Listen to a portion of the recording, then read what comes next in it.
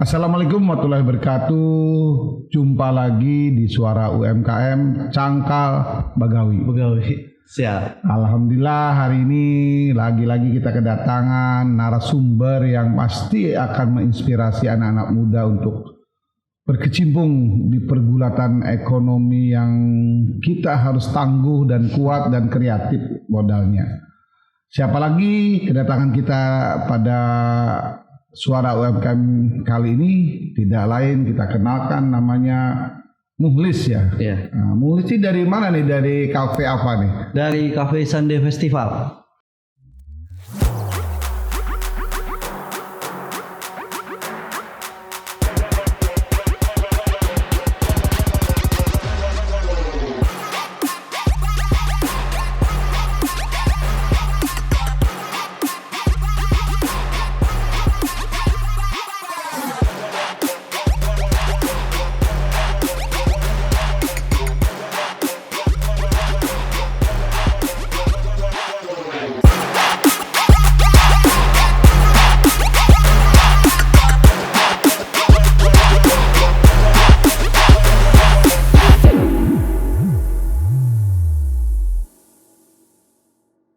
Sunday Festival. Kenapa jadi dikatakan dinamai Sunday Festival? Apakah ada festival di kafe? Nah, perlu dijelaskan. Soalnya Sunday Festival itu tempat pertamanya kan emang di Minggu Raya, Pak. Di Banjarbaru. Jadi Minggu Raya kalau ditranslate ke bahasa Inggris jadinya Sunday Festival. Oh. Kayak gitu. Jadi Sunday Festival itu terbentuknya karena langsung dari tempatnya. Sejarahnya itu ya, ditranslitkan ke bahasa Inggrisnya supaya keren ya. Ya mantap lah. Jadi memang inilah bukti kreativitas anak muda yang berinspirasi ke Banjarmasin. Dia memang dulunya saya juga nongkrongnya di Minggu Raya, zaman saya kuliah di Banjarbaru itu terkenal dengan Minggu Raya. Ternyata ada di Banjarmasin dengan Sunday Festival. Bagus lah. Dan hari ini Pak adik kita Mukhlis sudah membawa produknya nih. Adalah kafe apa nih namanya nih? Yang ini rasanya salted caramel, kopi susu salted caramel, Pak. Apa aja variasinya selain salted caramel? Pengunjung atau anak muda akan ke sana apa saja yang disajikan? Banyak. Kalau di sana ada kopi susu, non kopi, ada mocktail juga. Harganya pasti terjangkau ya? Jelas, harganya pasti terjangkau. Dari 20.000 sampai 120.000. Waduh, luar biasa itu terjangkau banget. Ada kue-kue panganan Banjar lah, masakan Banjar, kue-kue Banjar khas gitu. Kalau untuk khas makanan Banjar sih belum ya.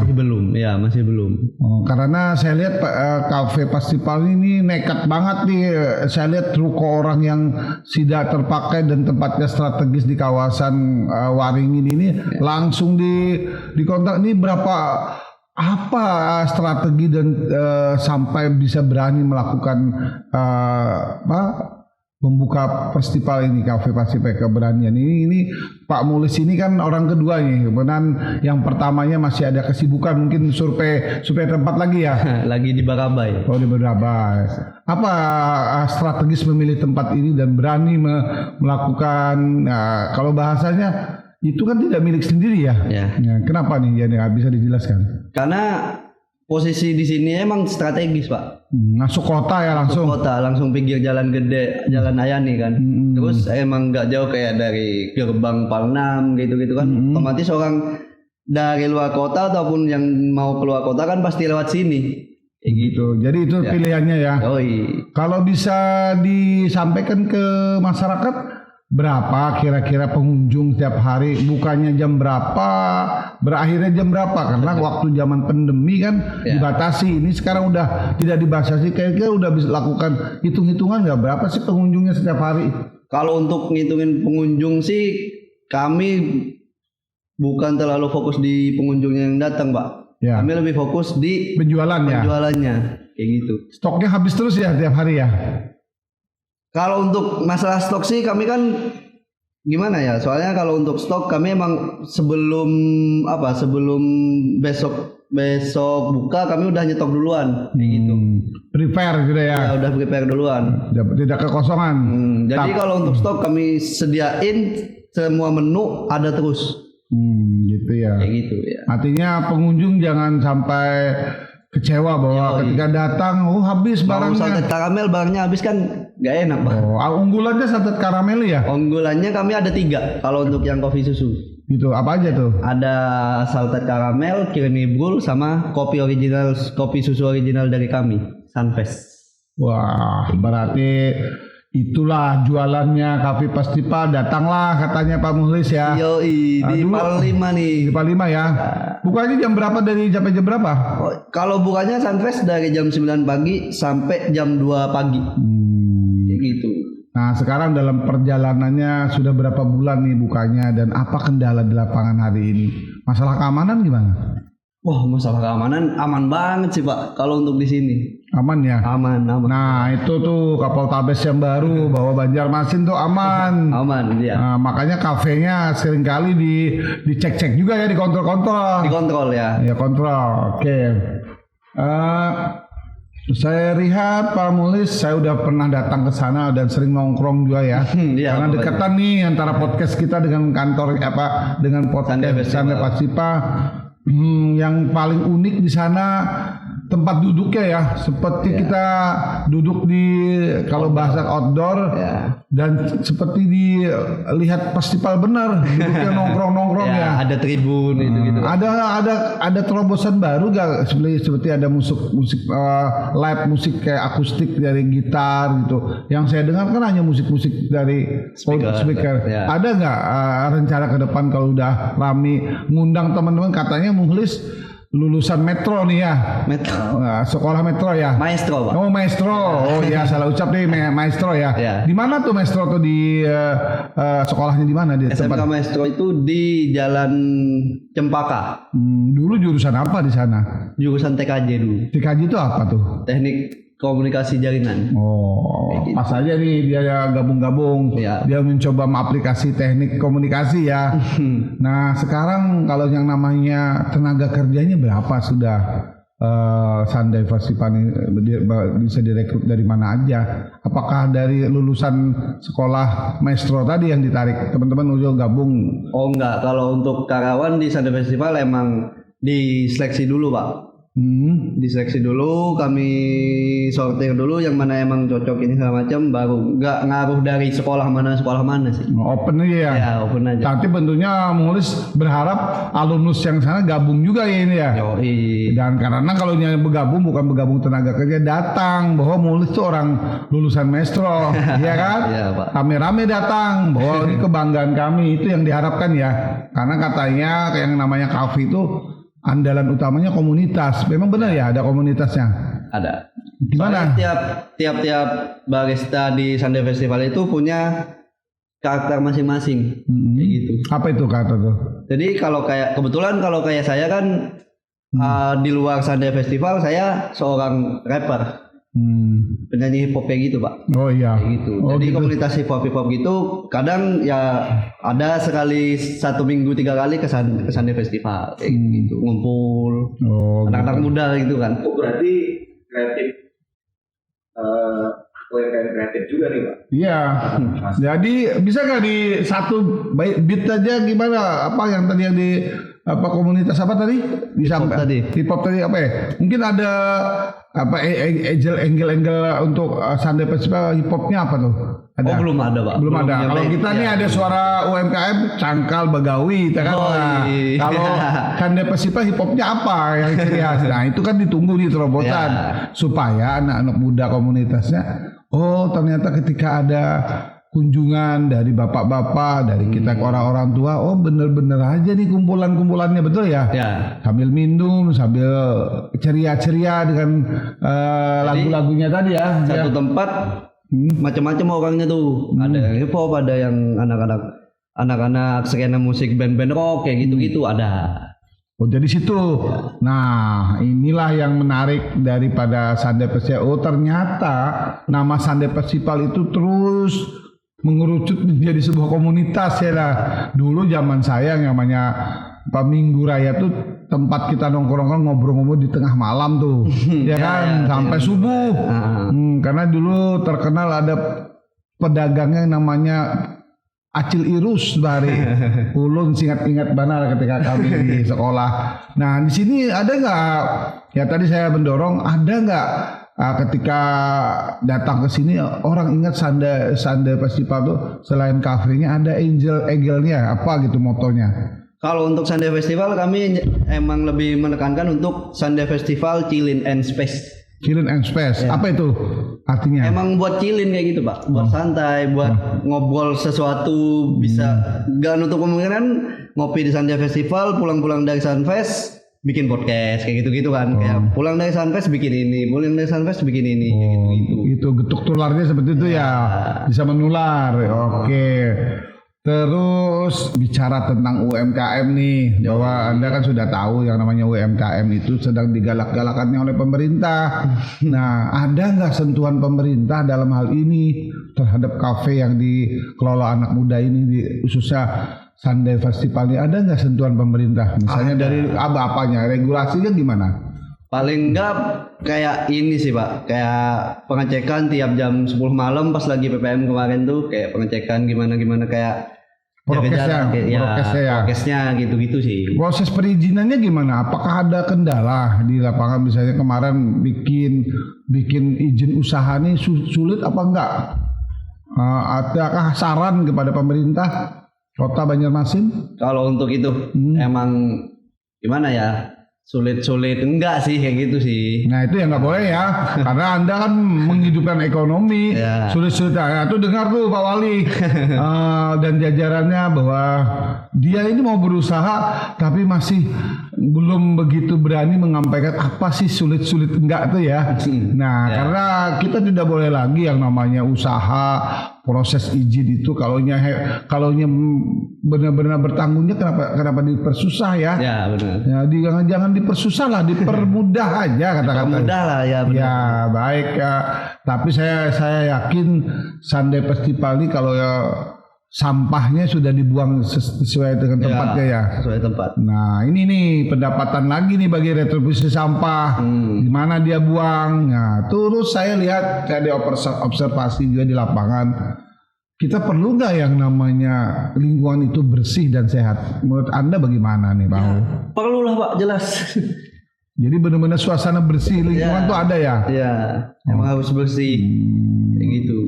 Jadi caranya bersih ketika penyajian apa yang SOP yang diterapkan di Sunday Festival? Apakah karyawannya harus pakai yang namanya cek suhu ya, vaksin sudah ada? Sudah semuanya ya? Udah. Nah kalau belum, saya sebagai orang yang bisa membantu memfasilitasi ya kenapa tidak ya kan? Nah, maklum saya juga kan sebagai wakil rakyat ya kan? Mendorong Anda sebagai penggerak ekonomi ini, rakyat sama wakilnya harus bersatu dalam pemerintahan ekonomi 2022. Nah sekarang terobosan apa nih? Ini kan sebentar lagi 2021 akan berakhir. 2022 nih kira-kira terobosan apa selain menu kafe ini kopi ini, apalagi nih yang tadi? Apakah panganannya? Saya hanya lihat di situ gorengan kentang. Panganan Banjar ada nggak supaya anak muda di Banjarmasin ini masih merasakan yang namanya panganan Banjar, makanan Banjar? Makanya tadi kata saya kan emang cuma belum ada Pak, bukannya nggak ada, belum ada aja. Jadi niat kami emang kedepannya ya ada menu baru, ada desain baru, ada packaging baru, makanan baru kayak gitu-gitu. Untuk di tahun depan. Jadi tahun depan Sunday Festival bakal emang habis-habisan lah kayak gitu. Mudah-mudahan kita pandemi tetap waspada dan kita tetap prokesnya kuat. Nah, apalagi tadi saya lihat ada sudah SOP yang namanya tenaga kerjanya siap dilakukan screening ya. Vaksinnya sudah oke. Vaksin sudah oke. Dan imun tenaga kerjanya juga sudah oke ya. Terutama ini pelayanannya ini kan harus benar-benar sehat ya nggak? Ya betul. Saya lihat juga WC-nya udah bagus dan saya ini luar biasa nih anak muda Kalimantan Selatan, Banjarmasin sudah mencoba datang ke Banjarmasin, tetangga dekat Banjarbaru. Ternyata Banjarmasin pilihan ya. Bidikan pasar gitu ya. Jelas. Di Banjarbaru sendiri ada nggak punya Sunday Festival? Maksudnya? Ada berdiri nggak di Banjarbaru sini? Emang pertama berdiri Sunday Festival di Banjarbaru. Di Banjarbaru? Ya. Oh, di mana di Banjarbaru? Di Minggu Raya. Oh, di Minggu Raya tadi ya? Iya, di Minggu Raya, Pak. Oh, jadi Tempatnya di Minggu Raya. Oh, tempatnya Minggu Raya. Oh, jadi langsung bidikan pasarnya Ya, ke Banjarmasin. Banjarmasin. Jadi cabang pertama di Banjarmasin. Kayak gitu. Oh. Tempat pertama di Minggu Raya. Minggu Raya. Ada ya Minggu Raya. Ya. Buka juga ya? Buka juga dong. Buka sampai jam 2 juga. Nah, lihat anak muda sudah berani melakukan cabang-cabangnya. Mudah-mudahan 2022 nanti cabangnya bukan saja di Banjarmasin, bisa ke Luar pulau tetangga ya. Iya. Paling dekat kan Kalteng ya. Nah, yang katanya Kalteng itu sudah menjadi bidikan ekonomi Indonesia juga ya, karena di situ ada pembangunan yang pesat juga. Baik Pak Mukhlis, kira-kira tips apa yang kita bagi kepada anak muda Banjarmasin yang hari ini geliat untuk berusahanya sangat tinggi ya, karena pemerintah Kota Banjarmasin sebelum pandemi dan saat ini sudah mulai landai pandeminya mendorong yang namanya wirausaha baru. Tapi yang tadi sedikit sulit. Itulah tadilah regulasinya. Regulasi. Nanti itu yang disarankan ke Pak Wali Kota ya. Nah, apa saja saran dengan pemerintah Kota Banjarmasin? Lebih ini aja sih Pak, kayak lebih dipermudah aja kalau mau kayak ini segala macamnya. Gitu aja. Oke, kalau sekarang kita membandingkan tentang kenapa sih usaha kopi ini, kenapa memilih usaha kopi ini dibandingkan kuliner yang lain gitu? Karena ya pilihannya kenapa harus buka coffee shop kayak gitu ya? Coffee shop ini.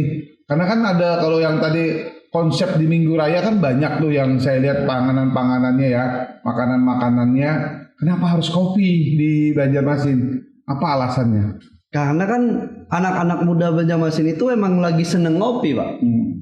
Seneng ngopi kayak ngobrol, nongkrong kayak gitu-gitu kan anak-anak muda di Banjarmasin. Biasanya ngopi, nongkrong, nah dari nongkrong itu bisa jadi sesuatu.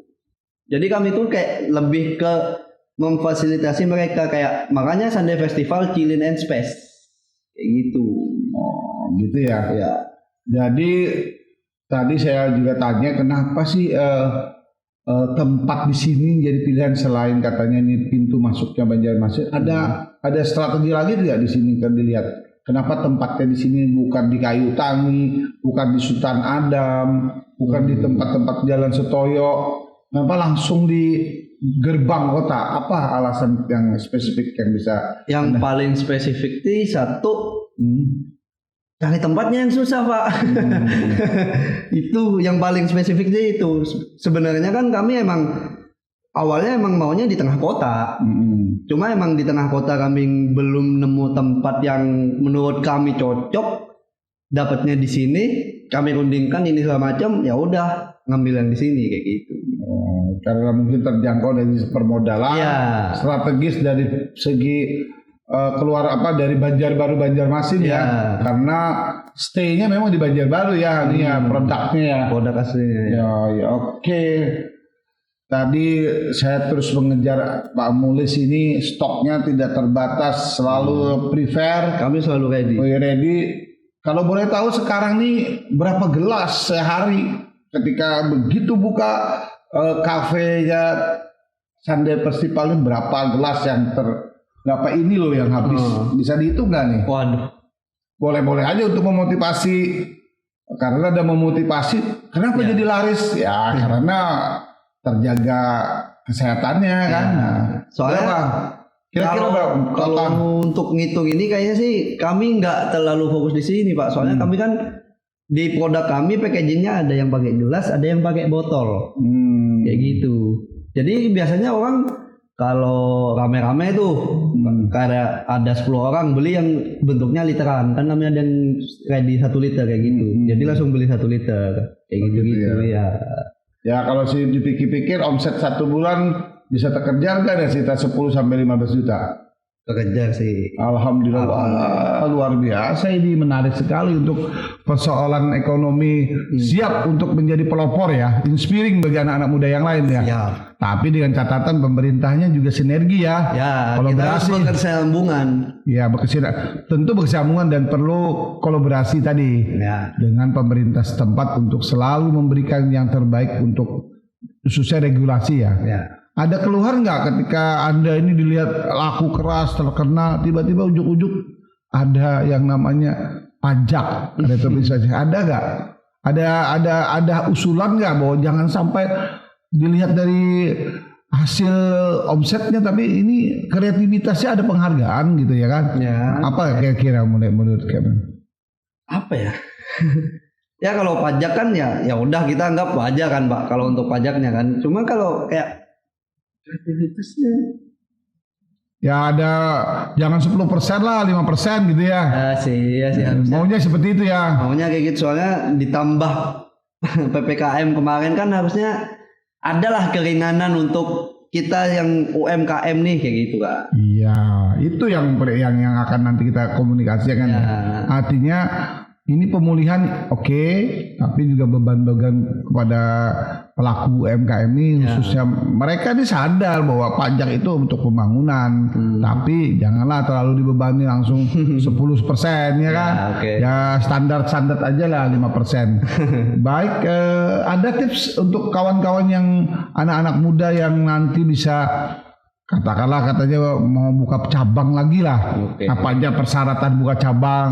Misalnya ada di Banjarmasin ini kan ada 5 kecamatan dengan 50 kelurahan. Pasti ada bidikan orang yang tertarik untuk membuka atau cabang ini. Ada syarat tersendiri nggak? Kalau untuk Sanda Festival kami nggak mau buka satu daerah bisa sampai 5 outlet kayak gitu. Kami nggak mau kayak gitu Pak. Satu kota 1 outlet doang. Otomatis kalau emang mau ada yang buka cabang di luar kayak gitu. Di luar daripada kabupaten atau kota itu ya. Mantap lah itu dipertahankan ya, paling tidak itu menjadi acuan ya sebagai usaha bahwa bisa enggak itu bertahan ya dengan nanti kita tidak tahu nanti 2022 ini ekonomi kita bergerak maju ya. Semoga aja lebih baik lah ke depannya. Ya, saya yakin ya yang namanya hari ini kita mengalami beberapa kali krisis, diantaranya krisis yang sangat berat ini pandemi. UMKM tetap bertahan dan kreatif anak muda tetap acung jempol. Setuju ya? Setuju. Dan nanti kita akan undang ownernya langsung ya. Yoi. Nah, di Suara UMKM bahasa coba lihat di sana Cangkal di sini. Bagawi. Cangkal Begawi. Ayo kita sama-sama Suara UMKM Cangkal Bagawi. Jangan Begawi di sini Bacari ya. Oh Bacari ya? Bacari ya. Sekali lagi. Oke. Suara UMKM Cangkal Bacari. Ya, makasih nulis. Yoi, makasih. Waalaikumsalam warahmatullahi wabarakatuh.